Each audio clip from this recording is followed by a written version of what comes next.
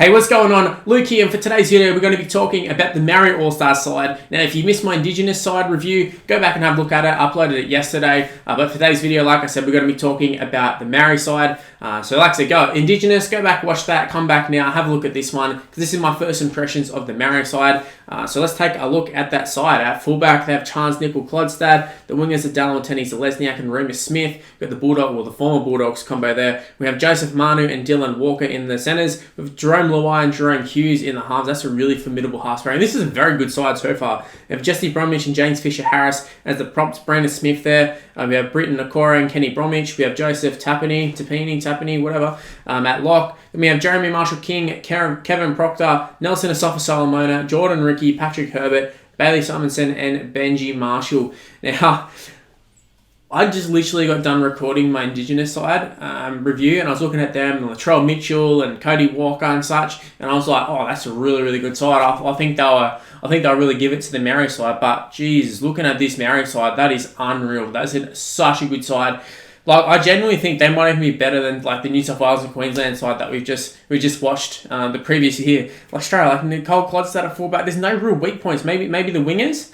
But Watene-Zelezniak, we know he can step up, especially on these sort of occasions. He hasn't really done it for the Bulldogs as of late, but Remus Smith there, a lot of potential. Dylan Walker is a little bit iffy in the centres. I think it's been a little while since he actually played centre. And plus, I just don't like Dylan Walker, to be honest. But Joey Manu there, unreal. Jerome Luai and Jerome Hughes, got the Jerome combo there. So good. You got at the hooker, you got Brandon Smith, another one. Especially with him looking for opportunities to play the hook position. I remember last year, he absolutely carved up at the hooker position in this game. So I'm expecting him to do the same. I think he even broke his jaw last year or something and played through the injury. Scored a couple of tries. Was pretty much man of the match. And that was like the time where I was like, yeah, Brandon Smith, he can play that 9. Because there was still those question marks of he is a 9, but is he a good 9? Is he a guy who's better off playing lock? But this is where I sort of cemented that, yeah, he can play the hooker position. The rest of the side, though, absolutely unreal. Like Fisher-Harris there, Jesse Bromwich, Nakora. It's pretty much the New Zealand side, with a couple of Aussies sprinkled in there, such as like Dylan Walker and that, and Jerome Luai. Got a couple like Samoans and all that, Tongans, all that sort of stuff, all coming into one. It's pretty much the best of not Australia. That's pretty much what it comes down to, and that is an unreal side. Like Asafa-Solomona off the bench, Kevin Proctor, another one, Jeremy Marshall. Okay, well, maybe not Jeremy Marshall-King, but he's playing with his brother. That's a cool little dynamic. Have Marshall-King coming in at 9. Got Benji at the halves. I think that'd be pretty cool. But so many good players. Got both the Bromwich boys. Tapini is so explosive now. He's so good.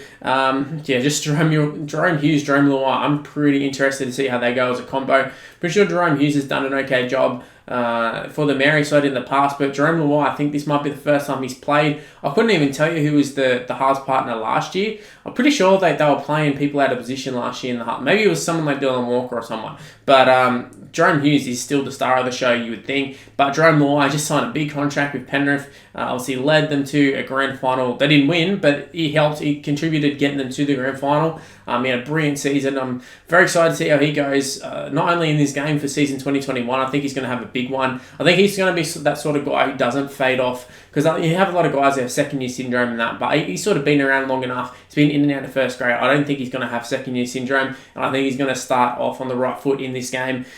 I'm getting very excited looking at both of these sides. I'm very, very keen for the actual game itself. Obviously, it's the first game of the season, essentially, and it has been for quite a while, but like I was saying in the Indigenous one, didn't really mean too much to me. It was like, well, I'm not Indigenous, or it was just the Indigenous side up against the All Stars, and I don't really care about the All Star side, and I'm not Indigenous, so I don't really follow the Indigenous side, but it was nice to see them win when they did, because they had the passion. But now you got the Maori side, who also has the passion as well, and going to be hungry for a win. So this time, the game actually means something. It's kind of similar to that Origin vibe, where both of the sides are super passionate about each other, and they want to get the one up on the other one. They want to get the win, so they want to represent their culture well, and I think they will.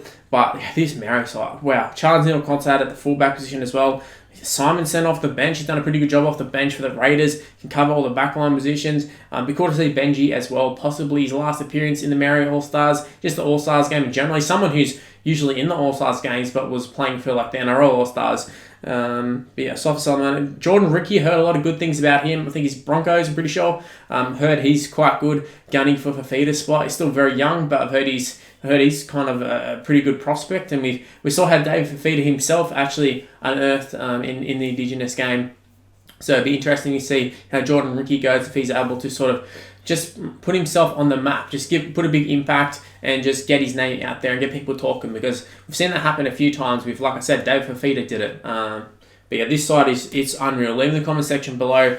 Is there anyone who's unlucky to miss out? I'll talk about the Indigenous one, but with this one, I can't really look at anyone who I'm like, yeah, they should be replaced or they don't deserve to be there. This side is an absolute gun side. And Indigenous side, I think they might be in a bit of trouble here after seeing this one. I thought it was going to be the opposite way around, but yeah, just the first impressions, it's just this is an amazing side. So yeah, leave in the comment section below. What are your thoughts on the side? Good, bad? Yeah, are the Indigenous side in trouble? I think so. But anyways, I better wrap up this video. That's all I really got to say. Great side. But yeah, like I said, got to wrap it up. So give me a follow on social media. It's on the screen right now. It's Mr. Luke on YT for the most part. Mr. Luke is my Facebook, but Mr. Luke on YT for everything else. Same what's on the screen. Snapchat included. It's on there. Go and give me an ad. Give me a follow. Do all that sort of stuff. Also, make sure you give this video a like. It's very important in terms of growing the channel that you do like the video. Also, that you do subscribe to the channel if you're enjoying the content. You may as well subscribe. Going to be seeing more content. I'm uploading plenty of stuff. I think at the moment, the NRL community is in a pretty good place. I mean, a lot of people are uploading, so